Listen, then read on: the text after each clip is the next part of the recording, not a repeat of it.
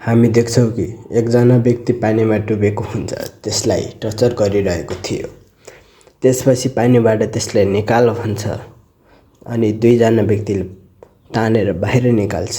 उनीहरूले भन्छ कि तैँले ट्याटु बनाउँदैमा कसैले थाहा हुँदैन कि त पुलिसवाला हो भनेर। तर त्यो समाज त्यो ग्याङमा अन्डर कभर बनेर गएको थियो। अर्को व्यक्तिले भन्छ कि तँलाई थाहा छैन कि तैँले कोसँग पंगा ल्याइस् भनेर। बिग ब्रो के गर्ने यसलाई भन्नुस् त गइस् भाइ। बिग ब्रोले सबैभन्दा नफरत पुलिसवालालाई गर्नुहुन्छ। बिग ब्रोले भन्छ कि त्यो पुलिसवाला हो भने मर्यो। ग्याङस्टर पनि डराउँछ, तर बिग ब्रोले भन्छ पुलिसवालालाई मार्न अलि धेरै हुँदैन र। बिग ब्रोले त्यति आउँछ र ग्याङस्टरले भन्छ कि म आफ्नो तरिकाले ह्यान्डल गर्छु। बिग ब्रोले त्यसको हातबाट चक्कु लग्छ, तर त्यसले पुलिसवालाले भन्दा पहिला आफ्नो मेम्बरलाई हान्छ। त्यो मेम्बर दङ्ग पर्छ र सोध्छ कि भर्खर के भयो मसित। त्यसको मुखबाट रगत निस्किन्छ।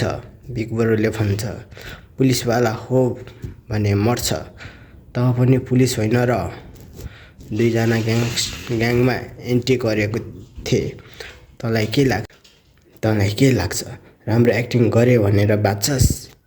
तेरो अनुहारबाटै थाहा पाइन्छ कि त दङ्ग छस् कि कसरी यसले मलाई समात्यो भनेर। पहिला जुन मान्छेले समातेको थियो त्यसले भन्छ कि म पहिले नै ठिक थिएँ, यो मान्छे धोकेबाज हो भनेर। बस्न चाहन्थ्यो, त्यही भएर यो यस्तो एक्टिङ गरेको थियो। मैले पहिले नै पुलिसको जब छोडेको थिएँ। मलाई एक चान्स दिनु कि म रिबोर्न हुँ as a gang member. Big ब्रोले त्यसलाई वेलकम भन्छ कि फ्यामिलीमा स्वागत छ भनेर। अर्को पुलिसवाला ग्याङस्टर रिसमा थियो कि त के गर्दैछस् भनेर। बिग ब्रोले भन्छ कि त पनि पुलिस जस्तै हो। त्यसपछि त्यसको अनुहारमा मुक्का हान्छ र भन्छ त रिबोर्न हुन छ भने पहिला मर भनेर खतरा मुक्का हान्छ। त्यो पुलिसवाला छुटेर पानीमा पुग्छ। त्यो बानिएको थियो, त्यही भएर भाग्न सक्नुहुन्थ्यो। यस, बिग ब्रोले भन्छ आई हेट पिग्स, तर पिग्सहरूमा सबैभन्दा हेट मलाई त्यो लाग्छ जसले पछाडिबाट चक्कु हान्छ। त्यसपछि भन्छ तैँले पुलिसभन्दा राम्रो काम गरेको छस्। बिग ब्रोको दुईवटा ग्याङस्टरले त्यहाँ पेट्रोल खनाइरहेको हुन्छ।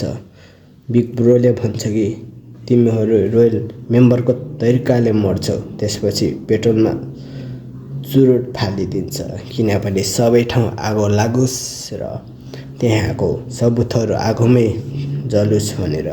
त्यसपछि सिन सिफ्ट हुन्छ र हाम्रो एउटा कप्सलाई देखाइन्छ।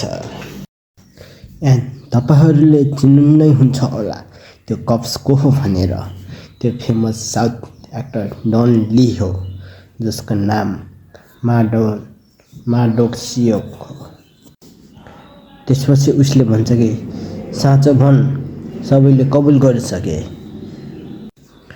कन्फेस गर नत्र समात्छु भनेर हाम्रो हिरो ट्राफिक पुलिसको कन्स्टेबल मास्यकडो। त्यसपछि ज्याब भएको केटाहरूले भन्छ कि मैले भनिसकेँ, मैले केही ड्रिङ्क गरेको छैन भनेर। तैँले किन मान्दैनस्? स्योकडो कारको नजिक जान्छ। त्यसपछि तिनीहरू डराउँछन्। डनलीले भन्छ कि मलाई अल्कोहलको गन्ध आइरहेको छ, तेरो लाइसेन्स देखा भन्छ। त्यसपछि उनीहरूले कार स्टार्ट गरेर भगाउँछ। डनली त्यही कारमा टङ्गिएको हुन्छ। उसको साथीहरूले भन्छ कि के गरेको, कारले छोडिदेऊ, तर उसले कारले समातिरहेको थियो। त्यो ज्याब भएको केटा दङ्ग पर्छ कि यो कार 80 किलोमिटरको स्पिडमा दौडिरहेको छ, यसलाई बस घर जान थियो। उसले मुक्का कसेर कारलाई रोक भनेर हान्छ, तर त्यो मुक्का ड्राइभरलाई लाग्छ अनि स्योकडो अलिक टाढा गएर खस्छ। त्यसपछि आफ्नो ब्यालेन्स बनाउन सक्दैन। कारको पनि ब्यालेन्स बिग्रेर खम्बामा ठोक्छ। सियोगडु उठेर भन्छ कि म त बस कार रोक्न चाहन्थे, तर उसले कारलाई बर्बाद गरेको थियो। तिनीहरू दुईजना झ्याप केटाहरू कारमै बेहोस भएको थिए। त्यसपछि अर्को सिनमा सियोगडुलाई थर्काउँदै भन्छ कि तैँले के गरेको, 5 मिनेट पनि वेट गर्न सक्दैनस्, पागल हो भन्दै गाली गर्दै थियो। सियोगडुले भन्छ कि बुढोदर मैले होइन, सबै गल्ती कारवालाको थियो। चिफले भन्छ कि मलाई बुढोदर नभन् पहिला। अनि कसले भन्यो ड्राइभरले मुक्का हान्न पाउँछ भनेर? हाम्रो बजेट छैन कि उनीहरूको नोक्सान भर्नलाई। तँलाई मैले छाने किनकि त राम्रो होलास् भनेर। सियोगडुले भन्छ कि बुढोदर मलाई यहाँ फिल्डमा सेन गर्नु मैले आफूलाई प्रुफ गर्छु। जब म आएको थिएँ तपाईँले भन्नुभएको थियो कि म मेजर क्राइममा पार्ट ल्याउँछु भनेर, right? Major crime my ass भन्छन् उसको चिफले। तैँले त मेजर एक्सिडेन्ट मात्र गरेको छस्। म पहिले नै रोयल कल्याणले परेशान छु, त्यसमाथि त त्यसपछि सियोगडुले सोध्छ कि रोयल कल्याण के हो भनेर। चिफले भन्छन् त्यो एउटा चिज हो। सियोगडुले बेसरी टेबलमा हान्छन् र भन्नुहोस् भन्छ। त्यहाँको बोतल खसेर फुट्छ अनि चिफले भन्छन् कन्ट्रीको सबैभन्दा सिन्डिकेट बोमचोन क्ल्यान जुन 1990 मा घोषणा गरिएको थियो, त्यो त थाहा नै होला। तिनीहरूमा कुनै अलग भयो अनि कुनैले बनाए रोयल क्ल्यान। त्यति मात्र होइन, त्यो बोस ग्रुपको चेयरम्यानले पनि तिनीहरूलाई सपोर्ट गर्छ। के रे त्यो मान्छे जसले सरकार आफ्नो हातमा राख्छ त्यो? चिफले भन्छन्। डनलीले भन्छन् कि के रे त्यो मान्छे जसले सरकार आफ्नो हातमा राख्छ? चिफले भन्छन् चेयरम्यानले सबैले सपोर्ट गर्छन्। तिनीहरूले नर्मल अर्गनाइजेसन भन्दा अलि फरक अपरेट गर्छन्। तिनीहरूलाई कुनै डर छैन। 2 जना पुलिस गएको थिए अन्डर कभर तिनीहरूलाई समात्न, तर 2 जनै मरे। सियोगडुले सोध्थे कि आफ्टर इन्भेस्टिगेसन के भयो? चिफले भने कि चेयरम्यान हङले उनीहरूलाई सपोर्ट गर्छन्। तिनीहरूले सबै मेटाउन सक्छन्। हायर अफिसले पनि उनीहरूलाई सपोर्ट गर्दैनन् त्यो कुरामा। त्यसपछि रोयल कल्याणको बस हो जोटे सियोल। मान्छेहरूले भन्छन् कि यहाँको बेसी सिर्फ हो किम डुहान। उसले आफूलाई आफै रिभिल गरेको छ, तर त्यसलाई समात्न गाह्रो छ। झन् त्यसको सट्टामा कोही न कोही आउँछ। त्यसलाई समात्न चेयरम्यानसँग लिङ्क गर्नुपर्छ, जुन गाह्रो छ। जोटे सियोक, त्यसलाई मैले चिनेको छु भनेर डनलीले भन्छन्। चिफले भन्छन् कि को सियोक तैँले भन्दैछस्? डनलीले भन्छन् कि जुन तपाईँ भन्दै हुनुहुन्छ बक्सर हो, रिच छ, त्यही होइन र? चिफले त्यो रिच त छ भन्छन् र सोध्छन् तैँले त्यसलाई कसरी चिन्छस्? डनलीले भन्छन् कि हामी स्कुलमा सँगै जान्थ्यौँ, तर त्योसित क्लासमा भन्दा बढी रिङमा मात्रै भेट हुन्थ्यो। 26 win 1 draw undefeated in boxer. त्यसले रुकी टुर्नामेन्ट जितेर च्याम्पियन बनेको थियो, तर त्यो हरायो जस्तै त्यो त्यहाँ नभएको जस्तै। एनिवे म त्योसँग धेरै लडेको छु। त्यसले गर्दा नै मैले बक्सिङ सिकेको, किनकि मैले त्यसलाई हराउन चाहन्थे। उसले पैसा बनाइरहेछ अनि मलाई तपाईँले डिसिप्लिन सिकाउँदै हुनुहुन्छ। मलाई थाहा भयो, म पनि त्यही जस्तै ग्याङ्स्टर बन्थेँ। अनि चिफले भन्छन् सियोगडो तैँले भनेको थिइस् मलाई फिल्डमा जान छ भनेर। मसँग राम्रो अपर्च्युनिटी छ। त्यसपछि सिन सिफ्ट हुन्छ। हामी देख्छौँ कि मस्तै गाडीहरू हुन्छ जहाँ 3 जना मान्छेले चुरोट खाँदै थिए। तिनीहरूलाई भर्खरै थाहा हुन्छ कि कसैले रोयल कल्याणमा जोइन गरेको छ भनेर। एउटा कार त्यहाँ आउँछ, त्यहाँबाट एकजना मान्छे झर्छ जुन रोयल कल्याणको एडभाइजर नम्बर 3 हुन्छ, जुन कन्टेनरभित्र जाँदै भन्छ कि कसैलाई भित्र आउन नदे भनेर। भित्र मस्तै लेडिजहरूले चुरोट खाँदै हुन्छन्। 3 जना लेडिजलाई भन्छ छिटो फ्रन्ट क्लबमा जाओ, अर्को 3 जना लेडिजलाई टी हाउसमा जाओ, अरू 3 जना लेडिजलाई तिमीहरू त आन्टी हो, अर्कोचोटि पङ्किङ क्लबमा आफै जाओ, मेरो परमिसन चाहिँदैन।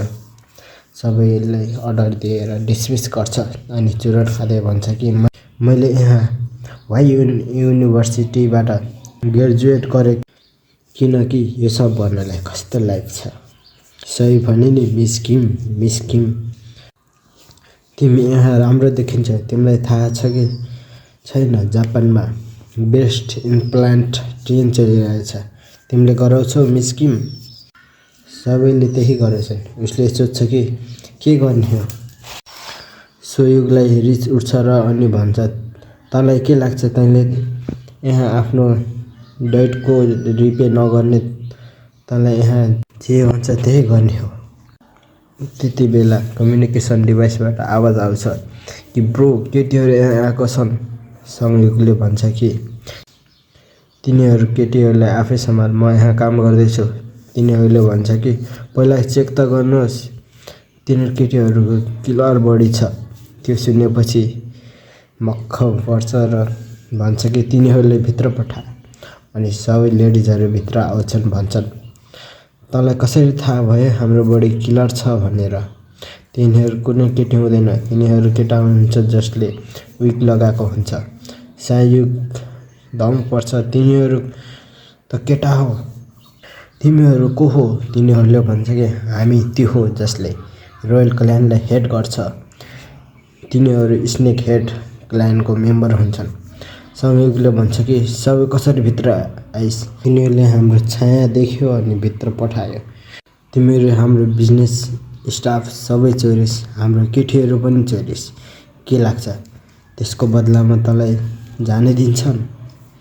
संयुग डराएर मिस किमको पछाडि जान्छ र भन्छ तँलाई के चाहियो, जे चाहिएको छ त्यही दिन्छु। तिनीहरूले संयुगलाई समात्छ र भन्छ हामीलाई चाहिएको महँगो हो, जुन तेरो च्यान हो। हामीले तँलाई मार्छ र जब तेरो बढी रोयल कल्याणलाई मिल्छ तिनीहरूले वार्निङ हुन्छ कि हामीसँग पंगा लिएपछि के हुन्छ। एउटा हात आएर त्यसको ग्याङस्टरको हातलाई समात्छ। चिफले भनेको हुन्छ कि संयुग डेन्जरमा भएपछि तैँले हेल्प गर भनेर।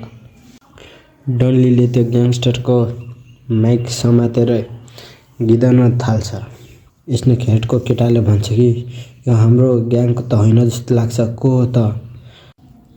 तर सियोगडुले एक मुक्का हानेर जमिनमा टच्चाइदिन्छ त्यो ग्याङस्टरलाई अनि भन्छ मैले सुने कि यहाँ हाइपेड हेल्परलाई खोज्दैछन्, त्यही भएर म यहाँ इन्टरभ्यूको लागि आएको थिएँ। तर यहाँ लाग्छ कि तिमी यहाँ खतरामा छौ। स्नेक कल्याणले त्यहाँ अट्याक गर्छ भनेर चिफलाई पहिला नै थाहा पाइसकेको थियो, त्यही भएर सियोगडुलाई त्यहाँ पठाएको हुन्छ। सियोगडुलाई पछिबाट हान्न आउँछ एकजना, तर सियोगडु लड्न तयार थियो। चिफले पहिले नै भनेको हुन्छ सांघिक खतरामा भएपछि उसलाई हेल्प गर भनेर। एकजनाले पछिबाट सियोगडुलाई समात्छ र भन्छ कुनै बाटो छैन अब, किनकि अगाडिबाट एकजना सियोगडुलाई हान्न आएको हुन्छ। सियोगडुले ग्याङस्टर मेम्बरको खुट्टामा कुद्छ किनकि ऊ ग्याङस्टरलाई दुखेर उसले छोड्छ भनेर। सियोगडुले त्यो ग्याङस्टरले छोड्न बित्तिकै एउटा हातले त्यसको मुखमा हान्छ अनि अर्को हातले अर्कोको मुखमा हान्छ। उसले उहाँ सबले पिट्दिन्छ। सियोगडुको मुक्काको अगाडि त्यो ग्याङस्टर केही पनि थिएन।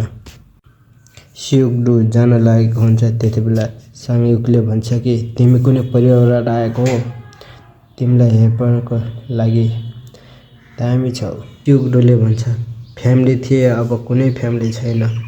यहाँ बस म लन वुल्फ। त्यो सब पास्टको कुरा हो। म अहिले शान्तिले बस्न चाहन्छु। एज अ म्यान, म जब यहाँ यस्तो देखियो तिम्रो हेल्प गर्न आए। चिफको कुरा याद आउँछ कि साङयुक धेरै एम्बियस छ। त्यो अट्याकदेखि चाहन्छ कि त्यहाँ यस्तै बडीगार्ड होस् जुन टाइममा नै हेल्प गरोस्। साङयुकले भन्छ, तिमी यहाँ इन्टरभ्यूको लागि आएको हो होइन? कि तिमी कुनै इन्टरभ्यूको लागि रेडी छौ?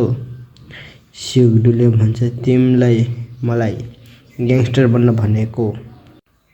अनि त्यो जान्छ। साङयुकले एकछिन पर्ख, आफ्नो हात पैसाले सफा गरे। मलाई थाहा छैन अहिले तिमीले कति कमाउँछौ भनेर, तर म ग्यारेन्टी दिन्छु कि म तिमीलाई त्यसको 100 गुणा धेरै दिन सक्छु। यहाँ दामी अर्गनाइजेसन हो। तिमीले हाम्रो क्ल्यानको नाम सुनेकै होलाौ, जसको नाम हो रोयल क्ल्यान। सियुकडोले थाहा नभए जस्तै गरी भन्छ, रोयल क्ल्यानको कुरा गर्दैछौ? साङयुकलाई रिभेन्ज चाहिएको थियो। अनि साङयुकले चुरोट दिँदै भन्छ, रोयल क्ल्यानमा काम गर्छौ? सियुकडोले चुरोट मुखमा हाल्दै भन्छ, म तिमीलाई ब्रोदर भनौँ। यति नै थियो साथीहरू आउटल 0 को च्याप्टर 1। च्याप्टर 2 चाँडै नै एक्सप्लेन गर्नेछु। नेपालीमा एक्सप्लेन हेर्न मन छ भने मेरो च्यानललाई सब्सक्राइब गर्नुहोला। हस्त धन्यवाद।